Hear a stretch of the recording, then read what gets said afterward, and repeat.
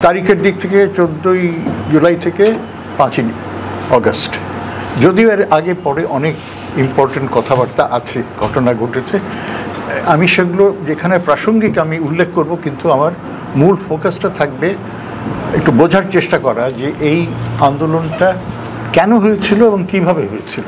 এখানে একটা কথা বলে রাখা দরকার, সেটা হচ্ছে যে এই জুলাই অভ্যুত্থান নিয়ে অসংখ্য লেখা বেরিয়েছে। এখানেই আলতাফের পারভেজের খুব ভালো একটা বই আছে, লাল জুলাই। এরকম আমি এবার বাংলা একাডেমির বইমেলার থেকে প্রায় গোটা 20 বই আমি পেয়েছি।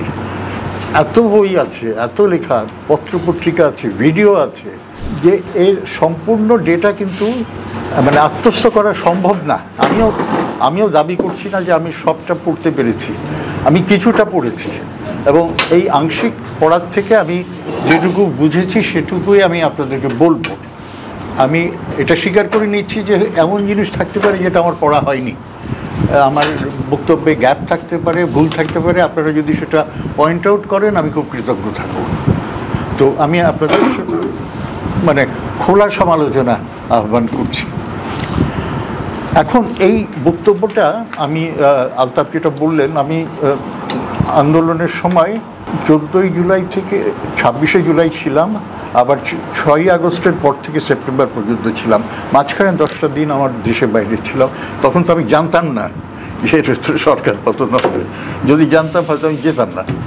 তো ওই সময়টা আমি বিশেষ করে আন্দোলনের সময় যখন কারফিউ চলছিল, ইন্টারনেট বন্ধ, এ সময়টাতে আমি বাড়ির থেকে বেরিয়ে চারপাশটা দেখতাম, মাঝে মধ্যে গভীর রাত্রে গেছি, এবং বেশ ইন্টারেস্টিং অভিজ্ঞতা আছে যেটা হয়তো প্রাসঙ্গিকভাবে আমি উল্লেখ করব। এরপরে আমি চলে যাই জার্মানির হাইডেলবার্গ বিশ্ববিদ্যালয়ে, এবং সেখানে অক্টোবর থেকে ডিসেম্বর আমি ছিলাম। ডিসেম্বরের 4 তারিখে ওখানে আমি একটা বক্তৃতা দিই ওনাদের আহ্বানে এই বিষয়ের উপরই। তখন আমার কাছে এত তথ্য ছিল না, কিন্তু তারপরে আমি যেটুকু উদ্ধার করতে পেরেছিলাম সেটা দিয়ে আমি একটা বক্তব্য দাঁড় করাই, এবং সেই বক্তৃতার যে স্লাইডসগুলো, লেকচার স্লাইডসগুলো, সেটা আমার এক সহকর্মীকে আমি ঢাকায় পাঠিয়েছিলাম মন্তব্যের জন্যে। কিন্তু এছাড়া আমি এই বক্তব্য আর এই দেশে দেইনি। কাজেই আজকে আমি যেটা দিচ্ছি সেটা আমার সেই অরিজিনাল বক্তব্য, এবং সেটার উপরে আরও কিছু যোগ হয়েছে। এই যোগটা হয়েছে যে আমি এবার এসে জানুয়ারি থেকে আছি একটানা। বিভিন্ন ব্যক্তি যারা এই আন্দোলনের সাথে সম্পৃক্ত ছিলেন, যাদের প্রত্যক্ষ অভিজ্ঞতা আছে, তাদের সাথে কথা বলেছি। যারা চিন্তাবিদ, বিশ্লেষক, তাদের সাথেও কথা হয়েছে। এবং আরেকটা জিনিস করার চেষ্টা করেছি যে এই ঢাকা শহরের বাইরে এই আন্দোলনের অভিজ্ঞতাটা কীরকম সেটা একটু আঁচ করতে আমি বেশি দিন সময় পাইনি। আমি উত্তরবঙ্গের 10টা গ্রাম নিয়ে একটা এলাকায়, সেখানে আমি কয়েকটা দিন কাটিয়েছি এই মাসের গোড়াতে, আন্দোলনের প্রায় 8 মাস পর। ওখানেও মানুষের স্মৃতিশক্তি এবং তাদের যে মন্তব্য, সেগুলো কিছুটা আমি ধারণ করেছি। এবং তার ফলে একটা জিনিস হয়েছে যে একটা পার্সপেক্টিভ হয়েছে, যে শুধু নগর কেন্দ্রিক না, শুধু ঢাকা শহর না, রাজধানী কেন্দ্রিক না, রাজধানীর থেকে অনেক দূরে মফস্বলে, উপজেলায়, থানায়, ইউনিয়নে এবং গ্রামে মানুষের দৃষ্টিভঙ্গি কেমন ছিল, তারা এই আন্দোলনকে কীভাবে দেখেছে। এইটা হচ্ছে আমার হাইডেলবার্গ বিশ্ববিদ্যালয়ে দেওয়া যে বক্তব্য ছিল, সেই স্লাইডটা, সেটার ওপেনিং স্লাইড। তো জাস্ট আপনাদের ইনফরমেশনের জন্য আমি দেখালাম। তারপর আমি চলে আসছি মূল বক্তব্যে। এগুলো আপনারা এই ছবিটা আপনারা দেখছেন, এরকম তো অসংখ্য ছবি ভর্তি ঢাকা শহর। এগুলো আমি গতবার সংগ্রহ করেছিলাম। এখানে ব্যারিস্টার সাদিয়া আরমান আছেন, উনি আমাকে গাইড করেছিলেন, গ্রাফিটি ওয়ার্কস। তো ওনার সহায়তা নিয়ে আমি অনেক ছবি তুলেছিলাম সেই সময়টায়। তো এগুলো কিছু আমি ব্যবহার করছি। এখন আমাদের ইস্যুগুলো কি আজকের আলোচনার, এই ব্যাকগ্রাউন্ডটা আপনারা সবাই জানেন। আর আমি একটা জিনিস আমি একটু অ্যাপোলোজাইজ করে নেই, আমি স্লাইডগুলো বাংলা করতে পারি নাই, ওগুলো ইংরেজিতেই আছে, কিন্তু আমি কথা বলবো বাংলায়, তাতে যদি কোনো উপকার হয়। তো প্রথম কথা হচ্ছে যে বিগত যে সরকার ছিল, তদানীন্তন প্রধানমন্ত্রী শেখ হাসিনার নেতৃত্বে যে আওয়ামী লীগ সরকার ছিল, সেটার পতন ঘটে 5ই আগস্ট, আমরা সেটাই জানি। এবং এটার শুরু হয়েছিল 5ই জুনে, যখন হাইকোর্ট একটা অর্ডার দিয়ে রিইনস্টেট করেছিল কোটা সিস্টেমটা। এখন যেটা মূল প্রশ্ন এই আলোচনা, সেটা হচ্ছে কোটা আন্দোলনটা কি আন্দোলন ছিল। এটা ছিল চাকুরি সংক্রান্ত, সরকারি চাকুরিতে কে বেশি ভাগ পাবে কম পাবে সেই ভাগাভাগির প্রশ্ন। এটা কোনো বৈপ্লবিক আন্দোলন ছিল না, এমনকি সেই অর্থে খুব বড় একটা সংস্কারও রিফর্মিস্ট আন্দোলনও এটা ছিল না। রাজনৈতিক অর্থনীতির ভাষা আপনি বলতে পারেন যে এক ধরনের পেটি বুর্জোয়া অ্যাসপিরেশন থেকে এই আন্দোলনটা হয়, যে কীভাবে নিম্ন মধ্যবিত্ত ঘরের ছেলেমেয়েরা সরকারি চাকরিটা পাবে। তাদের অভিযোগটা ছিল যে বিদ্যমান ব্যবস্থায় সরকার যেভাবে নীতিটা সাজিয়েছিল তাতে মুক্তিযোদ্ধার কোটার নামে নাতিপুতিদের এনে আসলে আওয়ামী সমর্থক লোকজনকেই ঢোকানো হচ্ছে এবং যারা যোগ্য মেধার দিক থেকে তারা ঢুকতে পারছে না। এটাই ছিল কেন্দ্রীয়, আমি সহজ করে বলছি কিন্তু এটাই বেসিক ইস্যু। তো এই ইস্যুটা ঠিক আছে, এটার মধ্যে একটা ন্যায্যতা আছে, কিন্তু এটা কোনো বৈপ্লবিক ইস্যু ছিল না। কিন্তু এই আন্দোলনটাই 2 মাসের মধ্যে সরকারের পতন ঘটিয়ে দিল। কাজেই আমাদেরকে বিশ্লেষণের দিক থেকে বুঝতে হবে যে কীভাবে একটা সংস্কারধর্মী আন্দোলন এবং খুবই সীমিত সংস্কারের আন্দোলন, এটা রাষ্ট্র মেরামতের কিছু না, রাষ্ট্রীয় কোনো প্রতিষ্ঠান ঠিক করার ব্যাপার না, জাস্ট কোটা একটা তুলে দেওয়া, এইটা কিভাবে একটা সরকার পতনের আন্দোলনে রূপান্তরিত হলো, এইটাই হচ্ছে মূল আলোচ্য প্রশ্ন। আমি আগেই যেটা বলেছি, আমি দীর্ঘমেয়াদী ঐতিহাসিক যে প্রেক্ষাপট কিংবা আর্থসামাজিক যে স্ট্রাকচারাল কাঠামোগত যে বিশ্লেষণ সেটার মধ্যে আজকে যাচ্ছি না। একই সাথে 5ই আগস্টের পরবর্তী যে অনেকগুলো গুরুত্বপূর্ণ পরিবর্তন হয়েছে রাজনীতিতে, সেই আলোচনাতেও আজকে আমি যাচ্ছি না। অ্যাজ আই সেড, আমার ফোকাসটা হচ্ছে এই আন্দোলনকালীন পর্ব, এবং সেই অর্থে এটাকে আপনার একটা কনজাংচারাল অ্যানালিসিস হিসাবে দেখতে পারেন যে এই বিশেষ সংক্রান্তিটায় কী ঘটেছিল, কেন ঘটেছিল, সেটাকে একটা ব্যাখ্যা দেওয়া এবং সেটা পরিষ্কার করা। এই জন্য আমি কিছু প্রশ্ন, বিশ্লেষণধর্মী প্রশ্ন আপনাদের সামনে উপস্থাপন করছি একটু পর। আমার একটা কমেন্ট হচ্ছে যে এই কাজটি কিন্তু এখনও চলমান, ওয়ার্ক ইন প্রগ্রেস বলে যেটাকে ইংরেজি, এটা ফিনিশড কাজ না। কাজেই এজ আই সেড, এখানে আমার প্রাথমিক ধারণা, প্রাথমিক হাইপোথিসিস সেগুলো আমি দিয়েছি। এগুলোর মধ্যে ভুলভ্রান্তি থাকতেই পারে, এবং যেটা আমি একটু আগে বলেছি, আমি আপনাদের ফিডব্যাক ওয়েলকাম করছি যাতে করে সেগুলো ঠিকঠাক করা যায়। আরেকটা কথা একটা বলা দরকার মেথোডোলজিক্যালি, সেটা হচ্ছে যে অসংখ্য তথ্য কিন্তু আছে, বিবরণে ভর্তি, এত বিবরণ, এত বর্ণনা।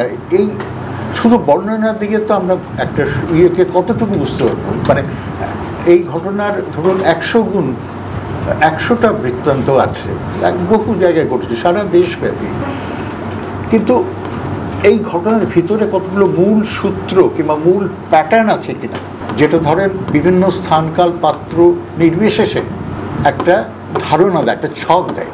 আমি এই ছকটা বের করার চেষ্টা করছি, এবং এটা চেষ্টা সাপেক্ষ, এটা যে আমি ঠিকমতো বের করতে পেরেছি তা না, কিন্তু আমি আপনাদের কাছে একটা ছকের মধ্যে প্রশ্নগুলো দিব। অর্থাৎ আমি বর্ণনার জন্য যেটুকু দরকার আমি তথ্য নিব, কিন্তু আমার মূল বক্তব্য আপনাদের কাছে নতুন তথ্য দেওয়া না। এই তথ্য অনেকেই দিয়েছেন, আমার চেয়ে বেটার দিয়েছেন। আমার চেষ্টা হবে একটা ব্যাখ্যা দেওয়া, একটা অ্যানালিসিস দেওয়া, যেটা দিয়ে আমরা এই তথ্যগুলো সাজিয়ে একটা অর্থবহ ব্যাখ্যা বের করতে পারি এই ঘটনাগুলোর। আমি শুরু করি তাহলে এই আলোচনাটা দিয়ে, যে এই আন্দোলনটা কি পুঙ্খানুপুঙ্খভাবে পূর্ব পরিকল্পিত ছিল, যেটা আপনারা শুনেছেন, মেটিকুলাসলি প্ল্যান্ড এবং একটা মাস্টার মাইন্ড আছে, এই ধরনের একটা ধারণা, একটা বিতর্ক আছে। আমি ওটাকে আক্ষরিকভাবে নিচ্ছি না, কারণ এটা ধরেন বলার জন্য বলা হয়েছে, কিন্তু এই বক্তব্যটা কিছু ইস্যুস রেজ করে, ইস্যুসগুলো অ্যানালিটিক্যাল। সেটা হচ্ছে যে আসলেই এই ধরনের একটা আন্দোলন কিংবা ইনসারেকশন, অভ্যুত্থান কি আগে থেকে পূর্ব পরিকল্পনা করা যায়? ইজ ইট পসিবল যে এটাকে প্রি প্ল্যান করা যায়? 1 নম্বর কথা। সেকেন্ড হচ্ছে, যদি না হয় তাহলে এটাকে এন্টায়ারলি র্যান্ডমলি হচ্ছে, জাস্ট কাকতালীয়ভাবে একটার পর একটা ঘটনা ঘটছে, নাকি এটার মাঝামাঝি একটা অবস্থান আছে, যে কিছুটা পরিকল্পিত, কিছুটা অপরিকল্পিত ঘটনা পরম্পরায় একটা পরিণতি হচ্ছে, যেটা ইচ্ছাকৃত কিংবা পরিকল্পিত না, আনইনটেন্ডেড কনসিকুয়েন্সেস যেটাকে ইংরেজিতে বলে। আমরা কি এখানে এক ধরনের আনইনটেন্ডেড কনসিকুয়েন্সেসও দেখতে পাচ্ছি কিনা? এখন একটু থিওরিটিক্যাল আলোচনায় যাই। 3 ধরনের তাত্ত্বিক ফ্রেমওয়ার্ক আমরা ভাবতে পারি। একটা হচ্ছে চার্লস স্টিলির যে আইডিয়া, যে আন্দোলন ইনসারেকশন একটা পূর্ব পরিকল্পিত ব্যাপার, যেটা সচেতনভাবে পরিকল্পনা করা হয় এবং তারপরে এটা ইমপ্লিমেন্ট করা হয়। এটার সাথে মার্কসিস্ট ট্র্যাডিশনের লেনিনের চিন্তাধারারও মিল আছে, যে রেভলিউশনটাকে প্ল্যান করার একটা ব্যাপার আছে। এটা একটা প্রথম একটা কাঠামো।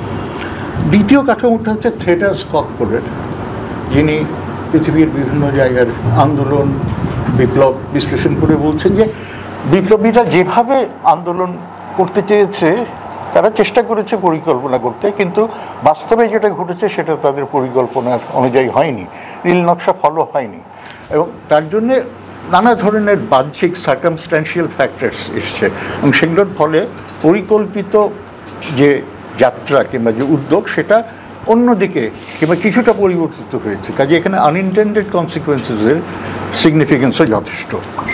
তৃতীয় আইডিয়াটা হচ্ছে অ্যান্টনি গিডেন্সের, যিনি বলছেন যে এটা সত্যি যে অনেক কিছুই অপরিকল্পিত হয়, কিন্তু এটাও সত্য একই সাথে যে যারা অভ্যুত্থান করেন, বিপ্লব করেন, তারা কিন্তু নানাভাবে চেষ্টা করেন তাদের কর্মকাণ্ড সমন্বিত করতে এবং একটা পরিকল্পিত ছকের মধ্যে। কাজেই বাস্তবতা সেটা হচ্ছে এই দুটোর মাঝামাঝি একটা জিনিস, যে পরিকল্পিত প্রচেষ্টা আছে, বাহ্যিক অপরিকল্পিত ঘটনার প্রবাহ আছে, এগুলোর যে পরম্পরা সেটা দিয়ে একটা রেজাল্টেন্ট যে শেষ পর্যন্ত যে ফলটা হলো সেটা অরিজিনালি যেটা চিন্তা করা হয়েছিল সেটাও না, আবার এন্টায়ারলি র্যান্ডম কিছুও না, এটার ভেতরে আমরা একটা প্যাটার্ন দেখতে পাই। তো এই তিনটার ভেতরে কোনটা বাংলাদেশের এই অভ্যুত্থানের জন্য প্রযোজ্য সেইটা হচ্ছে অ্যানালিটিক্যাল প্রশ্ন, সেইটা আমরা চেষ্টা করি বের করতে। এর মধ্যে কোন ব্যাখ্যাটা আমাদের যে পরিস্থিতি, যে ঘটনা প্রবাহ, সেটাকে সবচেয়ে বেশি অর্থবহ এবং সবচেয়ে কনসিস্টেন্ট একটা ইন্টারপ্রিটেশন দিতে পারে। তো এখন আমি চলে আসি এই অভ্যুত্থানের ব্যাপারে, এটার যে বৈশিষ্ট্য, সামাজিক চারিত্রিক যে বৈশিষ্ট্য, সেটা নিয়ে কি কি প্রশ্ন রেলিভেন্ট। একটা হচ্ছে যে কি সামাজিক শক্তি এবং শ্রেণীগত উদ্যোগ এখানে কাজ করেছে। ইংরেজিতে সোশ্যাল এবং ক্লাস ফোর্সেস কি ওয়ার অ্যাট ওয়ার্ক।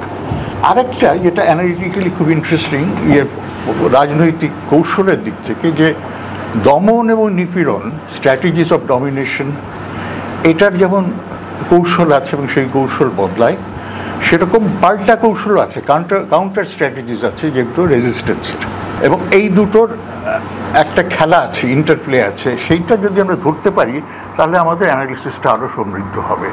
তো কাজেই এই স্ট্র্যাটেজিস অফ রিপ্রেশন এবং স্ট্র্যাটেজিস অফ রেজিস্ট্যান্স, এই দুটোর ভেতরে কী ধরনের খেলা আমরা দেখতে পারি, এবং সেটা আপনারা দেখবেন যে এই ঘটনা পরম্পরার ভেতরে কিন্তু আমরা দেখতে পাচ্ছি যে সরকারি দমন নীতি একভাবে হচ্ছে, প্রতিরোধ আর একভাবে হচ্ছে, সেই প্রতিরোধের কারণে সরকারি দমননীতি বদলে যাচ্ছে, অন্য ধরনের কৌশল নেওয়া হচ্ছে, আবার প্রতিরোধের দিক থেকে পাল্টা কৌশল বদলে যাচ্ছে। এইটা যদি আমরা ধরতে পারি আমাদের অ্যানালিসিসে, তাহলে আমরা বিবরণ নিতান্ত বর্ণনা না দিয়ে আমরা কিছুটা বিশ্লেষণাত্মক কিছু কথা বলতে পারবো। এছাড়া রাষ্ট্রের ভূমিকা খুব গুরুত্বপূর্ণ। একটা তো হচ্ছে সিভিল সোসাইটি, যেখানে সমাজ, শ্রেণী, সাধারণ মানুষ কাজ করছে, কিন্তু খুব পাওয়ারফুল একটা ভূমিকা হচ্ছে রাষ্ট্রের, এবং এই রাষ্ট্রের বিভিন্ন অঙ্গ, বিশেষ করে বিচারালয়, জুডিশিয়ারি, এটার ভূমিকা অন্তত এই অভ্যুত্থানের জন্য এবং বাংলাদেশের এই পর্বের ইতিহাসের জন্য অত্যন্ত সিগনিফিকেন্ট। কারণ এই বিচার ব্যবস্থা কি নিরপেক্ষভাবে কাজ করেছে না, এটা নানাভাবে ম্যানিপুলেটেড হয়েছে। দ্বিতীয় প্রতিষ্ঠান যেটা রাষ্ট্রীয় হচ্ছে সামরিক বাহিনী। সামরিক বাহিনীর একটা খুবই গুরুত্বপূর্ণ ভূমিকা ছিল। এই ভূমিকাটা কিভাবে প্রভাবিত হলো, কিভাবে এটা কি বদলেছে, যদি বদলে থাকে কেন বদলেছে, কি কি শক্তি কিংবা কি কি বিবেচনার জন্য এটা হয়েছে।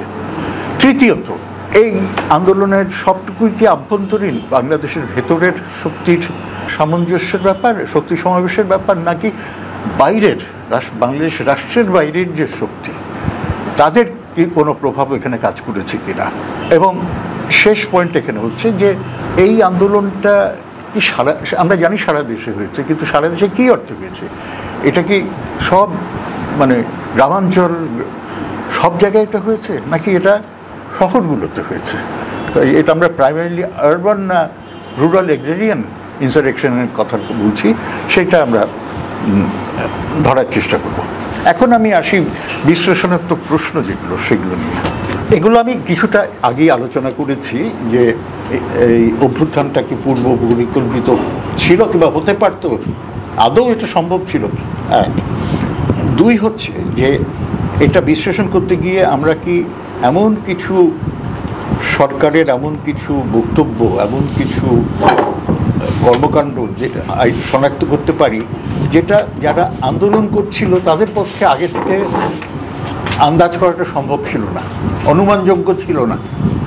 কারণ যদি আগের থেকে অনুমান না করতে পারে তাহলে পূর্ব পরিকল্পনার প্রশ্নটাও আসে না। তৃতীয়তটা হচ্ছে যেটুকু পরিকল্পনা ছিল, সমন্বয় ছিল, সেইটার মেকানিজমগুলো কী ছিল। ছাত্ররা একটা বৈষম্য বিরোধী ছাত্র আন্দোলনের নেতৃত্বটা হয়েছিল, তাদের কর্মকাণ্ডের মধ্যে কী কী বৈশিষ্ট্য আছে যেটা লক্ষণীয়। চতুর্থ হচ্ছে এটা তো শুধু ছাত্রদের আন্দোলন ছিল না, এটা তো শেষ পর্যায়ে একটা বহু শ্রেণীর, বহু সামাজিক গোষ্ঠীর একটা জাতীয় আন্দোলন বলবো না, কিন্তু মানে মাল্টি ক্লাস মাল্টি অকুপেশনাল একটা আন্দোলন এটা হয়। এখানে প্রশ্ন হচ্ছে যে কোটা আন্দোলন নিয়ে মানে কিছু পাতি বুর্জোয়া অ্যাসপিরেশন নিয়ে যে আন্দোলনটা শুরু হলো, সেখানে অন্য শ্রেণী উচ্চ মধ্যবিত্ত, যেমন ধরুন প্রাইভেট ইউনিভার্সিটির ছেলেমেয়েরা চলে আসছে, আবার মধ্যবিত্তর নিচে যারা নিম্নবিত্ত, ওয়ার্কিং ক্লাস শ্রমিক শ্রেণী, শহরের ভাসমান যে পপুলেশন যারা ফেরি করছে, রিক্সা চালাচ্ছে, প্রোলেটারিয়ান এবং সেমি প্রোলেটারিয়ান এলিমেন্টস তারাও চলে আসে। কেন আসলো তারা? কোটা আন্দোলনের তাদের তো কোনো প্রাপ্যের কিছু ছিল না, প্রাপ্তিযোগ ছিল না তো তাদের জন্য। তাই শুধু আমি না, এটা আপনারা যারাই এটা নিয়ে ব্যাখ্যায় নামবেন, গবেষণা, আপনাদেরকে এটার একটা যথোপযুক্ত ব্যাখ্যা দিতে হবে। তো সেই প্রশ্নটা আমি উত্থাপন করলাম। তারপরে প্রশ্নটা হচ্ছে বাংলাদেশের খুবই শক্তিশালী এবং প্রভাবশালী সামরিক বাহিনী, তাদের অবস্থান এবং ভূমিকা কী ছিল এই আন্দোলনের মধ্যে, এবং সেখানে কোনো গুরুত্বপূর্ণ পরিবর্তন কি আমরা দেখতে পাই? যদি থাকে তাহলে কেন সেটা ঘটেছিল, কার প্রভাবে ঘটেছিল? অর্থাৎ আমরা একটা ঐতিহাসিক প্রক্রিয়ার যে কার্যকরণ সম্বন্ধ, কজাল রিলেশনশিপ যেটাকে বলা হয়, সেইটাকে যদি শনাক্ত করতে যাই তখন আমাদের এই জিনিসগুলো বিশ্লেষণ করে বের করে আনতে হবে। এবং সর্বশেষ যে আইডিয়াটা সেটা হচ্ছে লেজিটিমেসি ক্রাইসিস কিংবা বৈধতার সংকট। একটা মানে এগুলো তো আমি খুঁটিনাটি বিভিন্ন প্রতিষ্ঠানকে নিয়ে বললাম, কিন্তু সার্বিকভাবে যে প্রশ্নটা আছে সেটা হচ্ছে যে একটা রাজনৈতিক সমঝোতা, কনসেনসাস, বন্দোবস্তর কথা বলছি না, সেটেলমেন্ট, একটা রাজনৈতিক সমঝোতার উপরে কিন্তু তৎকালীন আওয়ামী লীগ সরকার ক্ষমতায় ছিল এবং ছিল। তার মধ্যে আপনারা জানেন মুক্তিযুদ্ধের চেতনা থেকে শুরু করে বাঙালি জাতীয়তাবাদ, নানা ধরনের আদর্শিক ইডিওলজিক্যাল এলিমেন্টস ছিল, এবং মানুষ এটাকে বিশ্বাস করতো কিংবা এটা গ্রহণ করেছিল টু দ্য এক্সটেন্ট যে 2009 সালে তারা মোটামুটি একটা, যদিও এটা নিয়ে অনেক প্রশ্ন আছে, তারপর মোটামুটি একটা গ্রহণযোগ্য নির্বাচন দিয়ে তারা জিতে এসেছিল। প্রশ্ন হচ্ছে যে এই যে রাজনৈতিক সমঝোতাটা, এই যে কনসেনসাস, এটা কী কারণে ভেঙে গেল? এই ব্রড বেস সোশ্যাল কনসেনসাস এটা কী কারণে ভাঙলো? সেখানে সেইটা may help us to explain যে সাধারণ মানুষ কেন এই আন্দোলনে চলে আসলো, সরকার পাঠনের যে আন্দোলন যেটা গোড়াতে এটা ছিল না সেটা কেন ঘটলো। আচ্ছা, এখন আমি কিছু ঘটনা প্রবাহের ভিতর দিয়ে যাই একটার পর একটা। আমি এখানে অনেক ডিটেলস দেওয়া আছে স্লাইডে, আমি এত কিছু বলবো না, কারণ আপনারা সবাই এগুলো জানেন। আমি জাস্ট স্মরণ করিয়ে দিই যে আমরা একদিক থেকে শুরু করতে পারি যে কোটা আন্দোলন নিয়ে নানা ধরনের ম্যানুভার চলছিল, কোর্টের রায় আসলো, তারপর এটা নিয়ে ছাত্ররা আন্দোলন করলো, কিন্তু জিনিসটা জ্বলে উঠলো কবে? 14ই জুলাই রাত্রে। যখন শেখ হাসিনা এই রাজাকারের নাতিপুতি একটা অপ্রয়োজনীয় খোঁচা এবং খুব অপমানজনক একটা খোঁচা তিনি আন্দোলনকারীদেরকে দিলেন। ইফ আই ক্যান, এই ঐতিহাসিক জাইভ, ঐতিহাসিক কটূক্তি এইটা কিন্তু আন্দোলনটাকে জ্বালিয়ে দিত, আগুন জ্বালিয়ে দিত। এবং তারপরে সাথে সাথে সেই রাত্রেই আপনারা জানেন ছাত্ররা বেরিয়ে গেল, শুধু ঢাকা ইউনিভার্সিটি ক্যাম্পাস না, যেখানে যেখানে খবরটা গেছে ভিডিওতে কিংবা টেলিভিশনে, আমি যতদূর জানি জাহাঙ্গীরনগর এবং হয়তো চট্টগ্রাম বিশ্ববিদ্যালয় সেদিন রাত্রে বেরিয়ে গেছে। এবং তখন যেটা হলো যে এখানেও খুবই পরিচিত পুলিশের মতো যে আমি কে, তুমি কে, রাজাকার রাজাকার, কে বলেছে ছবি দেখেছে, এই জিনিসগুলো কিন্তু এক রাত্রের ভিতরে একটা নতুন কিছু বক্তব্য শব্দবন্ধ দাঁড়িয়ে গেল। এটা সিগনিফিকেন্সটা হচ্ছে যে একটা বাইনারি, একটা রাজাকার মুক্তিযোদ্ধা বিভক্তি নিয়ে তদানীন্তন সরকার খেলছিল। কথা ন্যারেটিভটাকে রিজেক্ট করেছে। হ্যাঁ, যে ছাত্ররা যেটা করলো তার ইনভার্ট করলো, এই বাইনারিটাকে উল্টে দিল, উল্টে দিয়ে অ্যাজ ইফ মানে অলমোস্ট ঠাট্টা মস্করা করবে, যে মস্করার মতো তারা জিনিসটাকে পরিহাসের দিকে নিয়ে গেল। তারা বললো হ্যাঁ আমাদের রাজাকার বলেছে, ঠিক আছে আমরা রাজাকার, কিন্তু তুমি কে? এই যে উল্টে দেওয়াটা বাইনারিটা, এইটা একটা একদিক থেকে রাজনৈতিক একটা কৌশল। অন্যদিকে আপনারা এটাও খেয়াল করবেন যে এই প্রতিরোধের যে লেক্সিকন, যে শব্দকোষ, সেটাতে উদ্ভাবন আসলো, পরিবর্তন আসলো, যেটা কিন্তু ছিল না। এটা বলাই বাহুল্য যে এটা কেউ পূর্ব থেকে পরিকল্পনা করে রাখতে পারতো না। 14 তারিখে যে এই কটূক্তি আসবে, এটা ধরে যে আগুন জ্বলে উঠবে, none of this could have been even conceived. ঘটনাটা যেহেতু হাসিনার মুখ জীব খুব আলগা, সে বলে ফেলেছে, বলে সে ইট ইস নট এজ ইট যে সেও হিসাব করে বলেছে। আমার মনে হয় এটা তার স্বভাব সুলভ প্রগলভতা, সেটার থেকে সে বলেছে। তো কথা হচ্ছে যে এরপরে আমরা কি দেখছি, সেকেন্ডলি আমরা দেখছি যে 15ই জুলাই আওয়ামী লীগের জেনারেল সেক্রেটারি এবং ছাত্রলীগের সভাপতি এরা মিলে খুব দমভক্তি করছে যে আমরাই শেষ দেখে নিতে পারবো, আর কাউকে লাগবে না। এবং ইনফ্যাক্ট সেই দিনই প্রচণ্ড আক্রমণ হয় ছাত্রীদের মিছিলের উপরে, এবং আমি যতটুকু জানি প্রায় 400 জনকে হতাহত করা হয় যারা হাসপাতালে গেছিল। এবং যে এখানে আপনারা সবাই জানেন যে মেয়েদের উপরে প্রচণ্ড আক্রমণ হচ্ছে, ব্রুটাল, এবং যেটা ভাইরাল হয়েছে ইয়েতে। এবং এই পুরো জিনিসটা কিন্তু মানুষের যে অনুভূতি সেটার উপরে একটা প্রতিক্রিয়া ফেলেছে। অর্থাৎ আপনার মানে এখানে এক ধরনের দ্বান্দ্বিক প্রক্রিয়া দেখবেন যে এই নিপীড়ন দমনটা করা হয়েছিল আন্দোলনটাকে থামিয়ে দেওয়ার জন্য, মেরে কুটে আপনি যেটা বললেন একদম সাফ করে দেওয়ার জন্য। কিন্তু হলোটা কি? হলোটা ঠিক তার উল্টো, যে ছাত্ররা মার খেলো কিন্তু তারা ছেড়ে দিল না, এবং তাদের পাশে সাধারণ মানুষ চলে আসা শুরু করলো। সো ইউ সি যে এক ধরনের, যেটা আমি একটু আগে বললাম, মানে এক ধরনের ডায়ালেকটিক্যাল প্রসেস, ইন্টারেক্টিভ ডাইনামিক্স আমরা দেখছি দমন এবং প্রতিরোধের মধ্যে। এবং এটাও কেউ পরিকল্পিত আগে থেকে পরিকল্পনা করতে পারতো না। আগে থেকে পরিকল্পনা করা যেত না যে 16ই জুলাই রংপুরে আবু সাইদকে মারা হবে, ঠান্ডা মাথায় হত্যা করা হবে। তো এটার ফলেও প্রচণ্ড ইয়ে হলো। আমি যেটুকু এভিডেন্স দেখেছি, এটা খালি ছাত্রদের মধ্যে না, এই ঘটনা আলোড়িত করে গার্মেন্টস শ্রমিকদের ভিতরে কিন্তু কয়েকজনের বক্তব্য আমি দেখলাম, যে যারা আবু সাইদকে হত্যার কাহিনী দেখেছে তারা অনুভব করেছে যে আমাদের এখন কিছু একটা করা দরকার। আমি এটা বলতে যাব না, কারণ এটা আপনারা জানেন। আমি জাস্ট বুলেট পয়েন্ট হিসেবে বলছি যে 17ই জুলাই গায়েবী জানাজা হয় ঢাকা ইউনিভার্সিটিতে, এবং সেটার পুরো পুলিশ এবং ছাত্রলীগ আক্রমণ করে।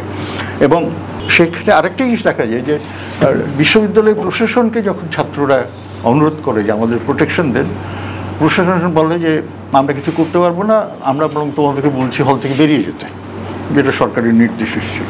এর পরিণতিটা কি হচ্ছে এই মার খাওয়া ইয়ের পরে, যে সেই দিন ঢাকা ইউনিভার্সিটির ছাত্ররা ছাত্রলীগকে সব হল থেকে পিটিয়ে বের করে দেয়, যেটা কল্পনা করা যেত না। এই যে দীর্ঘ 15 বছরের শাসনামল যে দৌরাত্ম্য ছিল ছাত্রলীগের, সেটাকে এক রাত্রে পিটিয়ে বের করে দিল।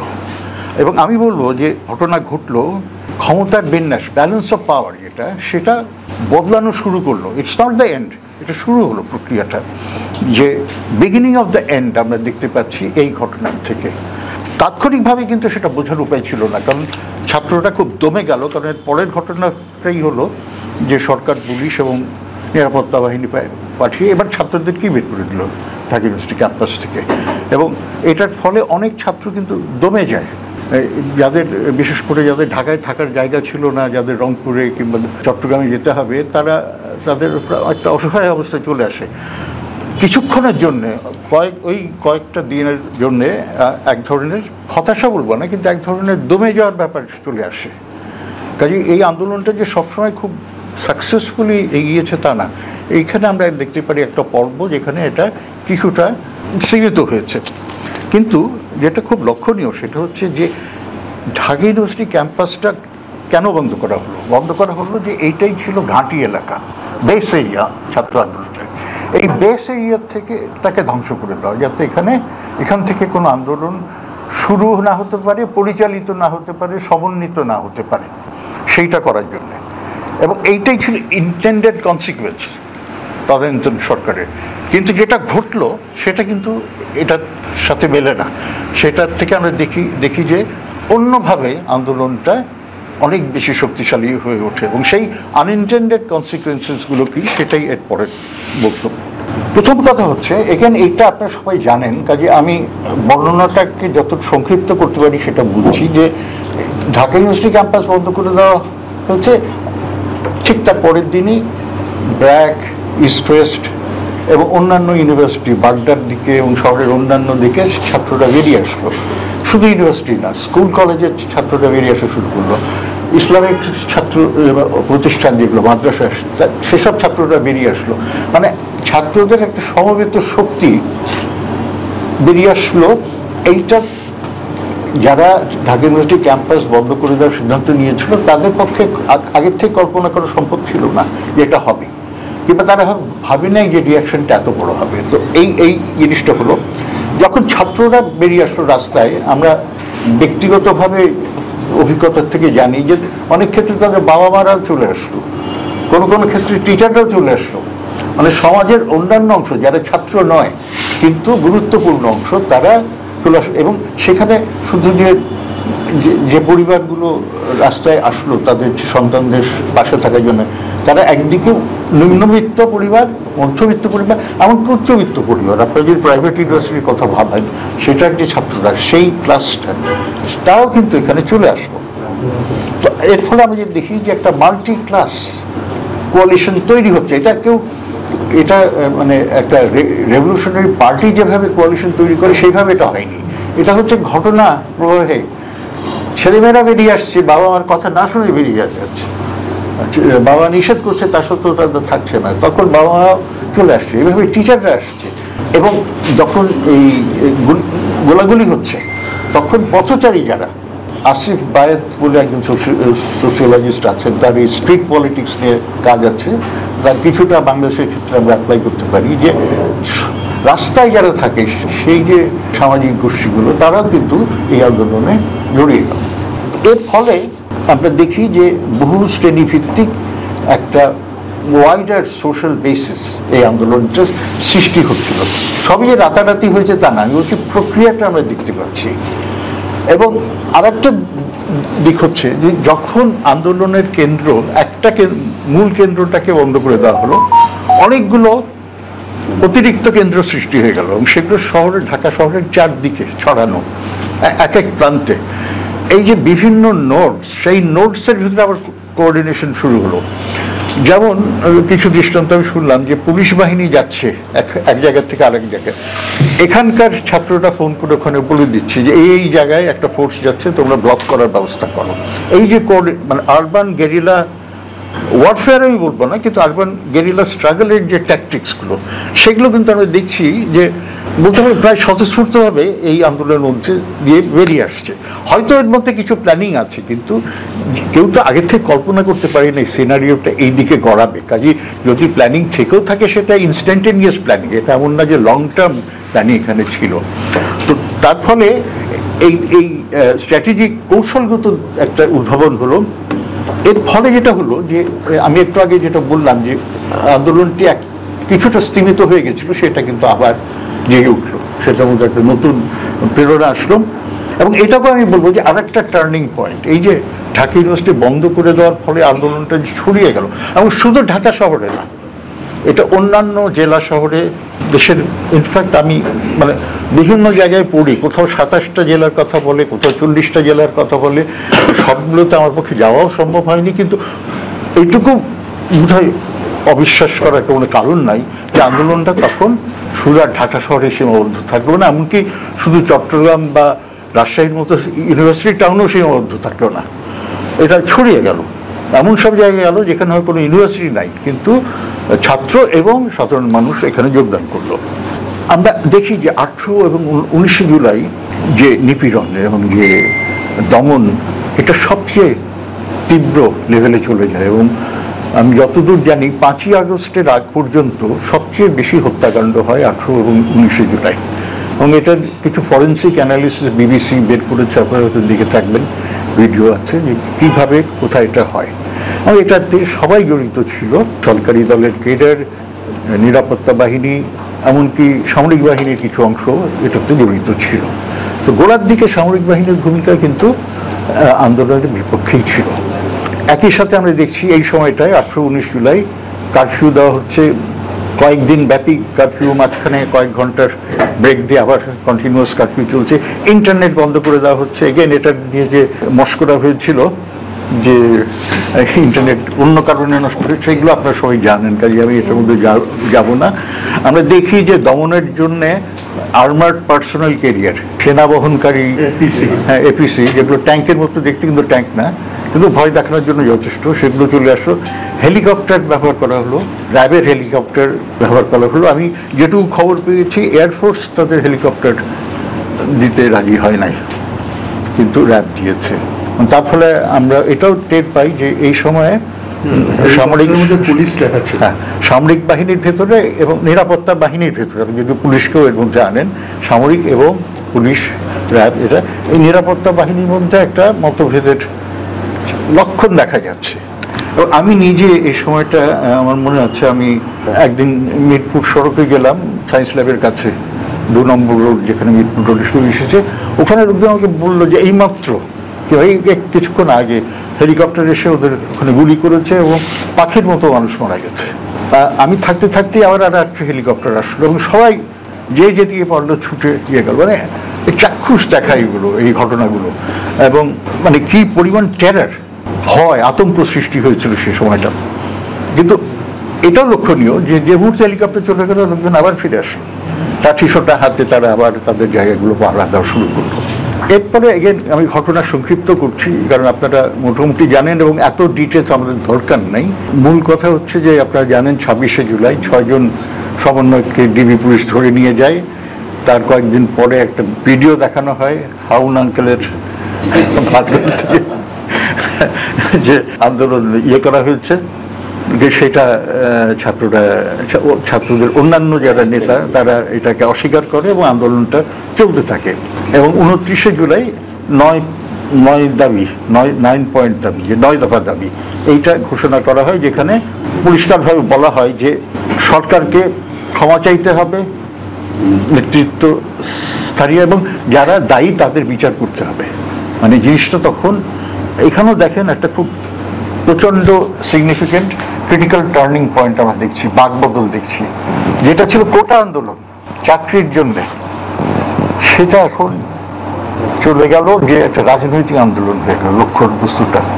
এবং এটা যে কেউ প্ল্যান করে করতে পারে প্ল্যান করে, কিন্তু ঘটনা পরম্পরার জন্যই কিন্তু এটা বলা যাচ্ছে। এটা এই ঘটনাগুলো না ঘটলে কিন্তু যতই প্ল্যান করে থাকুক এটা বলা যেত না, যেহেতু এত শয়ে শয়ে মানুষ হত্যা করা হয়েছে এবং জনমত গড়ে উঠেছে এটার বিরুদ্ধে। তখনই বলা যাচ্ছে, যেটা আগে বলা যেত না, যে সরকারকে এখন ক্ষমা চাইতে হবে। সরকার এখন বাই দিস টাইম আপনারা জানেন যে হাইকোর্ট আবার একটা রায় দিয়েছে যে না ঠিক আছে, এখন আমরা তাড়াতাড়ি কোটা ইয়ে করবো। তো তো তখন আন্দোলনকারীরা বলছে ইটস টু লেট, মানে টু লিটল টু লেট। এখন এই পর্যায়ে এখন আমাদেরকে কোটা দিয়ে আমরা আমরা বাড়ি ফিরে যাব না, কারণ টু মাচ হ্যাজ হ্যাপেন্ড, এইটার বিচার করতে হবে। তো এই আন্দোলন আপনি দেখছেন যে আন্দোলনের একটা নিজস্ব ডাইনামিক চলে এসছে।